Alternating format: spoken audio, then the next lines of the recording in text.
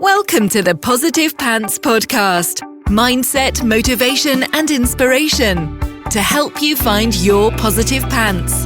Let go of negative thinking and stop living for the weekend. With your host, Fran Excel.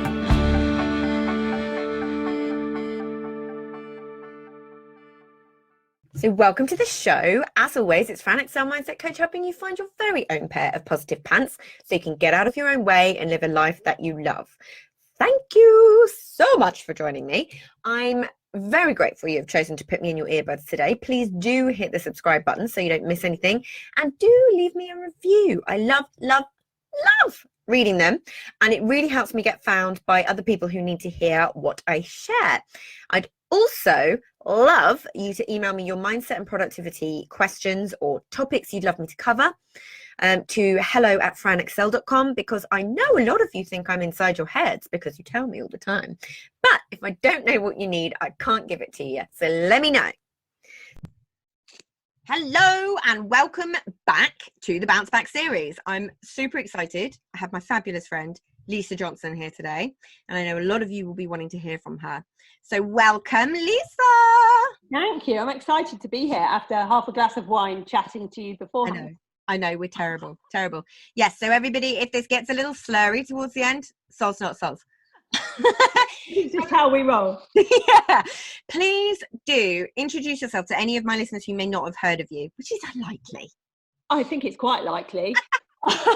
So I am Lisa Johnson, and I am known as the passive income queen because I help people make recurring revenue from their passions. I'm also a mum of twins who are 8 years old now, and I love traveling, which right now, because of the whole way that the world isn't happening very much. I know, and I've been in the garden and I'm A-okay with it. Yeah, I've been in the garden. I close my eyes and I try and pretend that I'm somewhere like tropical. Check you out doing some creative visualization. I know. Please do tell us a bit about your story, because I know obviously where you are now versus where you were is an amazing story. So tell us. Yeah, and I know you really want to kind of hit home on why people rewrite their stories and why things change. And I'm a massive believer in how actually adversity and the adversity that you have when you're younger can fuel your success. I mean, I have a TEDx talk literally on that topic because I believe it so much. So where I started was in a council house in Lincolnshire. This is a 10-minute story. I'm going to try and do it shorter so I can get to the point. It's a good story, I promise. But yeah, so I grew up in a council house. We didn't have anything. We just didn't have, secondhand clothes kind of situation. You know how it is. And when I was I think I was 11, I didn't really realise, by the way, that we were poor when we were younger, because you don't really realise when you're growing up. You don't. You just like having fun with your mates. You don't really get it. And then when I was 11, I was invited, because I got a scholarship, to a private boarding school, which was the best boarding school in our whole county. And I wasn't going to board. I was going to be a day pupil. But I accepted it thinking, well, this will be good, like for my education. I was pretty smart at that age. And so went to this boarding school, and it was the first time I realised that we were poor, because everybody got picked up in their Bentleys and their Porsches, and I got picked up on the back of my single dad. My dad brought us up on his own. My dad's like Honda motorbike. And people just, what kids are like, they just took the piss. And I was known as the poor kid because I had the little voucher when you queue up for lunch and that kind of thing. And so from that moment on, I was just bullied mercilessly. It was an all-girls school, and girls are the worst for bullying someone that's a bit different in any kind of way. So I was bullied for about 4 years there. And then in the end, I couldn't take it anymore. And I said to my dad, who, by the way, was working all hours to try and just make ends meet. So I had a younger sister who was a year younger than me, and my dad would be going to work in a factory at 9 o'clock at night and not coming home until 9 a.m. the next day. And I was 11 at this time, and I was like looking after my younger sister at 11 years old at home. He would ring at 7 o'clock in the morning to tell us we need to get out of bed and get ready for school. Wow. Like, that's how we were parented at this age. And it wasn't his fault. Like, if he didn't do this, we wouldn't have any money and we'd get taken into care. And that was always the worst thing. Like, you could get taken into care. So I didn't have anybody to really talk to about the bullying that was going on at school. And eventually I just said to my dad, I'm not going anymore. If you make me go, I will just Skype every single day. I'm not going to be put in this situation anymore. So he said, okay, let's put you in a different school. So I went to the local school, normal mixed school. I was 14 years old. And on the very first day, I walked past a girl called Hazel that was being bullied by a load of girls. Mm-hmm. And I'd been bullied every day from this point and could not walk past another girl being bullied. And so I got involved and said, hey, what are you doing? It was my first day, and I basically put a target on my back because they were the most popular kids in the school. And I'd said, look at me, you know, like, I'm new and I'm here to cause you hassle, without even really meaning to. That girl, by the way, is still my best friend, so it was worth it. Aww. But I know, but it was hard. And from that day on, I was bullied in a worse way. So I was then bullied not just by girls, but by boys as well. And my whole year basically ganged up on us. And it took a different form. So whereas in my old school it was words, and actually words hurt. You know, I was called ugly, worthless, poor constantly for 4 years. But now it was shoving, kicking, tripping. You know, it got far, far worse. And for 2 years, I just put up with it because I didn't know what else to do. And then it all kind of turned. I think it was 3 days after my 16th birthday. I was walking home. Hazel, who was my only friend in the world, was off sick. And there was a girl who was a year older than me on the school bus on the way to school, said to me, I'm going to get you after school. And so all day I was like, what do I do? Like, I have no idea what to do when someone's going to get me after school. I can't call my dad because he has enough on his plate. I don't know what to do. My friend isn't here. I told a teacher. The teacher laughed at me and said that bullying was a normal part of school days. And so on the way home from school, I tried to get to the bus as quickly as possible to get home, but she got me on the way and she held a knife to my throat. Wow. And that bit is bad enough on its own, but the actual bit that stays in my head isn't that. It's that 15 of my, well, maybe even 20 of my classmates gathered round cheering her on, telling her to do it, like, I don't deserve to live, get rid of her, all of these kind of words. And that is the thing that bothered me the most. It wasn't even the fact that I could have been killed. That was not a thing. It was the wording that got to me.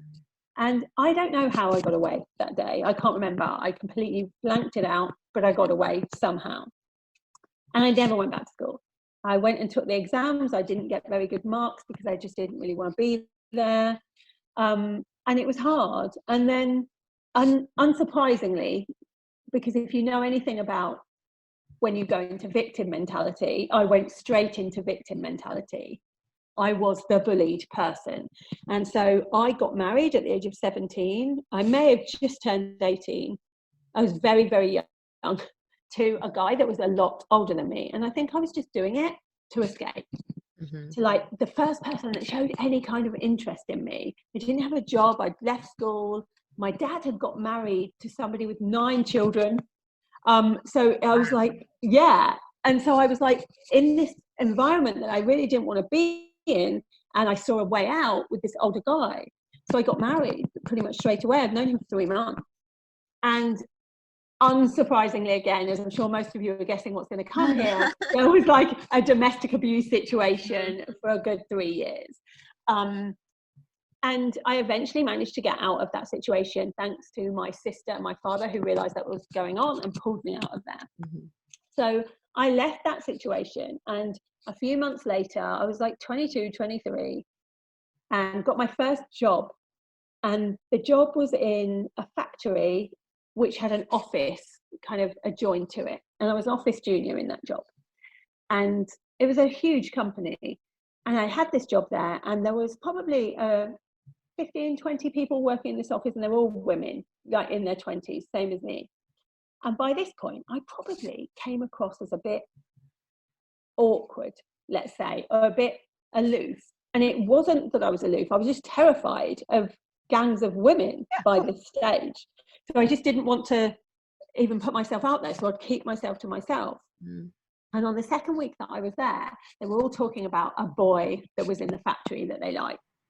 And this boy came in and asked me out. It's always a boy, isn't it?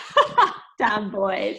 This boy came in and asked me out. I said no straight away because I'd heard these people talking about it. And quite frankly, I was not in a position after going through a divorce with somebody that, you know, I didn't want to be with to go out on a date.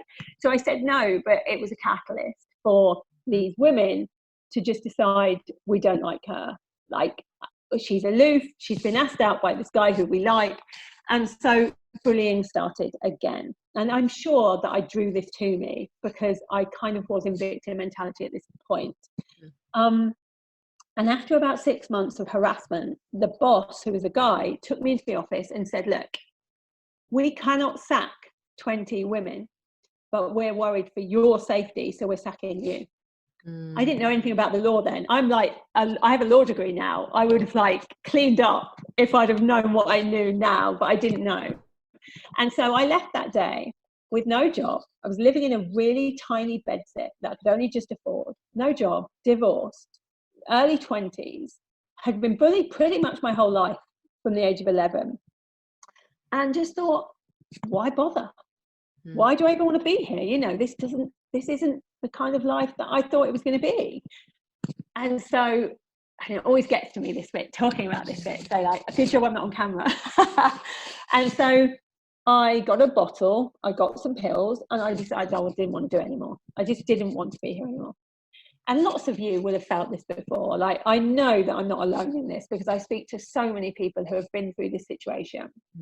And I sat there and I heard this little voice, and it was obviously an internal voice that said, what if they're wrong? You know, what if they're wrong? What if you are smart? What if you can make something of yourself? What if you're not ugly? What if you will never be this person forever? And so I decided to give myself a test. And that test was, give yourself something that will prove to you internally that you are worth it, that you can do this. I didn't know what that was going to be, but I knew that I could give myself something. And if at the end of that test I failed, then I would let myself go. That was going to be my whole test. And if not, then I would really make something of my life and I wouldn't just sit there. So I sat there and thought, what can this test be? And so I thought, well, I know what I'll do. I've never even finished school. I'll do a degree. Who thinks that? I'll do a degree. And so then I set to working out what the hardest degrees were to do. And it was medicine or law. Everyone said medicine or law. Yeah. And so I decided to do a law degree. And I got another job as an office junior, PA admin type person, like near my bedsit. And every single day for 4 years, I, in distance learning mode, studied for this degree. So I'd take home my books at the end of the day. I would study them for 3 hours in my room alone. Any offers to go to the pub or anything, I said no to. I was just like totally fixed on this one thing. And every May, I'd go and take exams, and then I'd start again in September. And I did this for 4 years, and I was 1 mark away from getting a first, and I was the highest in my class. Wow. And it proved it. Like, to me, that's all I needed. I needed validation internally that I was smart. I could make something of myself. I wasn't who they'd all said from the age of 11 that I was. And it changed everything for me. I completely rewrote my story. I then, got a job, worked up a ladder. I worked in law. I worked in investment banking. I was a risk analyst in investment banking, Canary Wharf. I was earning like a lot of good money. And it seemed that it all turned around for me. And people where I come from was like, oh, she's made it. She's working 80-hour weeks. She's made it. You don't feel like I'd made it, but apparently I had, And then I then accidentally got pregnant with twins. And had to rewrite my story over again. But I knew this time that I could do it because I'd done it once before. Exactly. So I knew I could rewrite it. And so started looking for other ways that I could make money because I couldn't do 80-hour weeks. I went back to work when they were 5 months old and there was just no way this was going to work. At this point, I was a single parent. So, I got divorced and I was a single parent and I was like trying to make this work. And so I got like a 9 to 5 PA job again, went right back down to where I had been before. And so that I could see my kids when I came home from work. And then decided to start a business and started a wedding planning business because it sounded fun and glamorous and that there'd be cake involved. Started this business. Always with the cake. Oh, yeah, well, why wouldn't you? And then after about a year, I realised that it wasn't making any money and it was failing. I'd found a boyfriend who I knew I was going to marry, like totally in love with. So that side of things was going well, but actually the business side wasn't. So I decided to get a business coach. And I was £30,000 in debt at this point. Got this business coach who taught me about the real fundamentals of business that I really should have known before I started the business. And I turned the business around. And a year later, even less than a year, we were fully booked for a year and a half with amazing clients. And we became known as the biggest UK urban wedding business. And then from there, people started asking me how I'd done that. And I started a few years later teaching people how I'd done that. And 3 years later, I started Lisa Johnson Coaching. And within 3 years, started earning $1 million a year. And 2 fingers up to the bullies. Up yours. If people could see us on camera. Yeah, we are doing rude signs right now. But that's my story. That's how I got to where I am now. And I believe a massive part of it is down to the adversity that I had when I was younger. Because when other people say, oh, I really wanted to make this work, but there's an obstacle in my way. I've been there. Like, an obstacle's not going to stop me. I will think about the adversity that I had then, and I will push forward because of it, not in spite of it, but because of it, and find some way of getting around it. Yeah. And that's the thing with it, with all of these stories, is it just shows you how much that these really horrible, gut-wrenching things that can happen, doesn't matter what stage of life you're at, you can use them as fuel to move forward. It's all about, and one of the common threads that's come through all of these interviews is that choice that you get to make. Yeah, and you do have that choice. And I speak to people now who are clients who have been bullied and they won't be visible. They won't go online. They won't do those things because they're worried about what happened to them when they were younger could happen again. And I'm not the coach that's going to tell you it's not going to happen again, because it will. Like, it could. I've been bullied online. But you know, if you've dealt with it before, that you can deal with it again. Exactly. And that's different. Exactly. And that's exactly the thing. It's kind of like when you have these huge life traumas, which essentially is what we are. And I spoke on another, on my episode with Nikki Booten, it's like trauma is trauma. Yeah. Because it is to you what it is to you. It doesn't matter if someone's had it worse, someone's had it better, anything like that. It's what it causes you to believe, what it causes you to then feel and do, and the actions it then causes you to take.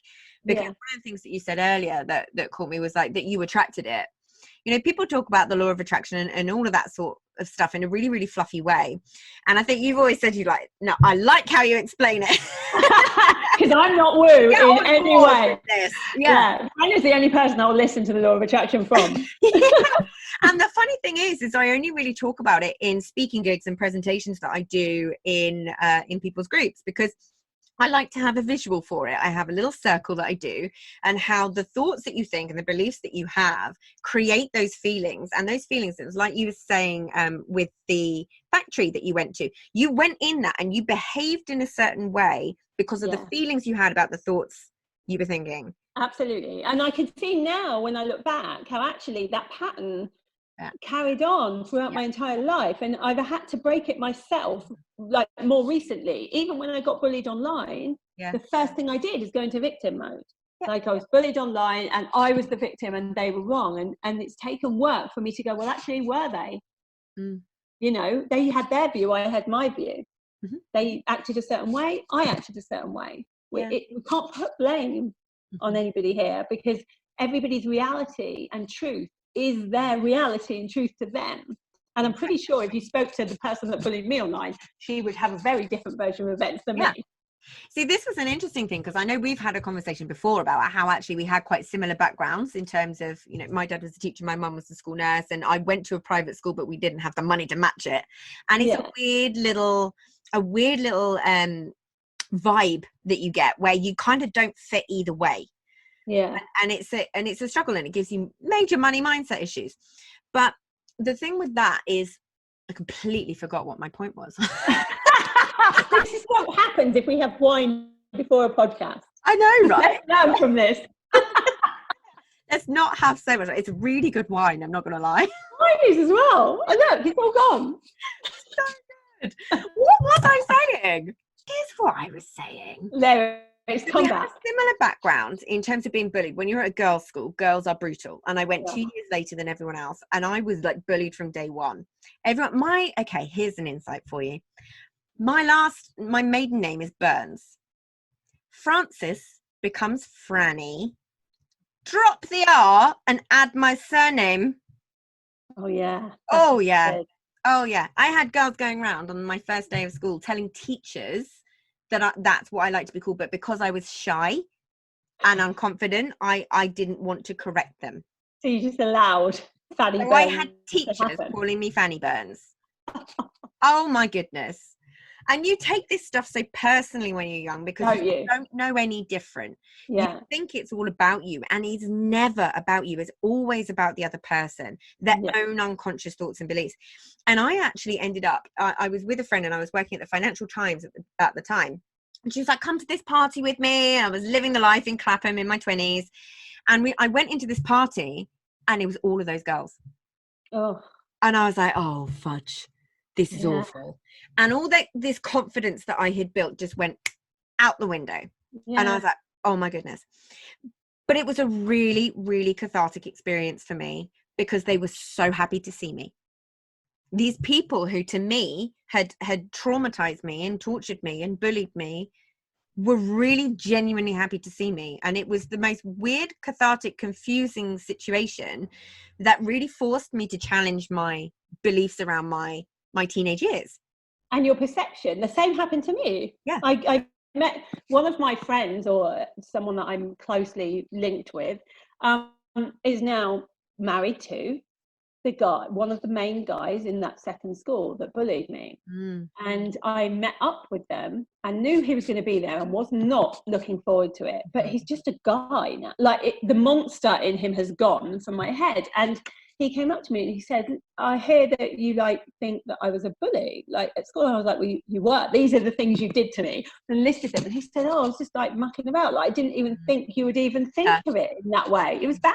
Yeah. I tripped you up a few times and pushed you off a bench. It was just school. I'm a different person now. And he feels genuinely bad that I went through this entire life terrified of people because of people like him. Yeah. Because he didn't see it the same way. Yeah. Exactly. And that's the thing. It's like it's such a good example of where you have to challenge these things, because the stories that you tell yourself and the beliefs that you have, the majority of them aren't even yours, and the majority of them aren't true. Yeah. That's why you've got to do this work to work out what these things are, because something so small can massively affect everything for you going forward. And obviously I do a lot of work with your clients, and one of the biggest things, they'll come across a block and it feels huge to them, and it can so often sometimes be, and one of the presuppositions of NLP is change can be fast and long lasting. It can be instantaneous, that you realize that something you've told yourself your entire life is not true. Isn't true. Yeah, that happened to me quite recently. We went on holiday with my dad, and I said to Dad, obviously my parents split up when I was 10 or 11, and I had a whole narrative in my head of how that happened. And me and my sister spoke to him about it and said, how did you deal with this? And he said, well, it didn't happen like you were saying it happened. It just wasn't like that at all, and gave me an entirely different story that was so far away from what I had believed had happened. Yeah. And this is the beauty of actually challenging this stuff and looking at it head on. And actually saying, well, hang on a minute, did that happen? And actually sometimes talking to the people that you've created these beliefs around can be one of the most powerful things that you can ever do. Yeah, because once it's gone, once it changes, I had complete kind of aversion of how my mother acted during that time. And when I spoke to my dad and realized it just wasn't true, my entire relationship with my mother has been based on this thing that didn't happen. Wow. And how has it changed since then? some, but it's quite hard to get your head around the fact that actually it didn't happen, because I've thought for years that it did. Yeah. And so many of these stories stop us from doing the things that we want to do. Yeah. And that's the kicker. Is that it's something that is not true, or you're letting a 5-year-old, a 7-year-old dictate your life. That's so true. When you think about it like that, it was me then. It was me at 7. It was me at 12. And they have a massive impact on my life. Well, not so much now, but they did up until like 10 years ago when I started doing the work around this. Yeah, exactly. And it's like my husband sometimes turns around and he's like, you talk so much about when you were 11. And I went to a different school when I was 11. And when I was there, I had gone, the one previous to that, I actually, for context, I went to 5 different schools, and it wasn't because I was naughty and got expelled. Just to clarify. But why did you? Were you an army brat? Well, my dad was a teacher. So the first school I was at was just a state school. And then from 8 to 11, I went to a private school because there were certain schools I could go to for essentially for free or a fraction of the cost. So, I mean, why wouldn't you as a parent? Yeah. But the school I went to was a boys' school with 2 girls. We were the first year where there was girls. It was me and the headmaster's daughter. So I loved it there. Like, I mean, I was in my element. I was raised around boys, which is why I don't have that kind of like, I don't have that BS mentality, that girly bitchy thing. Yeah. I don't do that. I'm very much take me or leave me. If I feel a little bit wary of someone, there's a reason for it, and I will just politely move on. I don't feel the need to get into anything else. I have quite a male mentality about that stuff. And I think that comes from being raised with men. And then essentially after this school where I was super popular as one of 2 girls, I was bullied from day one, because all of a sudden I went to this school and I picked it because they had donkeys. That's a good reason to pick a school. Yeah, exactly. They had donkeys at the boarding school. I'm like, I'm going to Wiltshire. See ya. And I went there, and literally it felt like from day one, it was a complete change in the way that people acted towards me, and everything was based on how I looked and what I ate. That gave me so many issues around what I eat. And there was this one day where there was these 2 girls, and they were just looking at me and kind of laughing, and I just didn't get it. And it's so easy to go back and heal that now. But the reason I talk so much about when I was 11 is a lot of stuff happened there that gave me beliefs for the rest of my life. My best friend back home passed away while I was there. And that was a really big thing, being that age and away from home and all that sort of stuff left me with other scars, you know, and this is stuff that needs to be worked on. So actually age 11 for me was a really big pivotal. It was a huge thing for you. It was a time, and I think there is always this time, when you look back, this time that means something to you and that either makes or breaks you, and then later on you have to deal with the stuff that comes out of it. Yeah, and that's the thing, is this is where when anyone comes up with a block in their business, or when they're trying to achieve something big, like quite often a lot of my listeners are career changers, or they want to write a book, they're trying to do something new and big and different with their life. You come across these blocks. Do not let an 11-year-old rule your life. Yeah, so true. Yeah. So what would you say, out of everything that you've gone through and the incredible success that you've made of yourself through integrity, which is something we like? Yeah, it is. It's all about integrity. Yeah, exactly. What would you say is the number one key takeaway that you would like to give to my listeners? I think the biggest thing for me is that knowing that you can rewrite your story at any time. Wherever you are right now, it doesn't mean that's the end. That's not a full stop. That means you can change it, you can pivot it, you can become who you actually are supposed to be just by changing a few things. I have a tattoo, as you can see here. I have a tattoo on my wrist of a semicolon, and that's to remind me constantly that this isn't the end. So if something goes wrong, or if something doesn't feel right in your life, carry on the sentence. Just change it. Just carry on. Nothing is ever as bad as you think it's going to be. You can be whoever you want to be, and I'm proof that you can be whoever you want to be. And me. You are. No matter what has happened to you in the past, do not let your past define your future. Exactly. Well, thank you so much. I always love Oh. chatting to you anyway, but I've loved having you on the podcast. Please tell everyone where they can find you, what you're up to, all of that sort of jazz. Oh, I'm up to all sorts of things. I'm mid-challenge right now, but you can find me in my Facebook group, which is called The Fabulous 5%. Awesome. Well, thank you so much again, lovely Lisa. And everybody else, I shall see you next week. So, if you got value from this and you know in your gut that now is the time to step up and start rewiring your thinking and changing things for yourself, then book in a free discovery call so we can work out what needs to happen to get you from where you're at right now to the action-taking success you know you can be. And if you want my eyes and ears on your problems, I work with people one-on-one and through my Proactive Pants Mastermind.